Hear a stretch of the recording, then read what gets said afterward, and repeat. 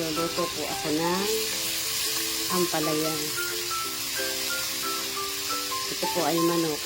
Ginuhukan ko ng manok.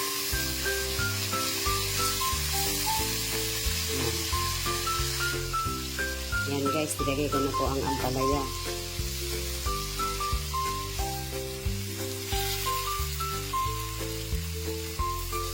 Yan.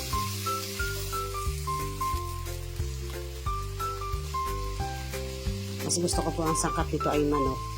Tapos nalagyan ko ng isang egg. Kaya lagay ko na po ang egg.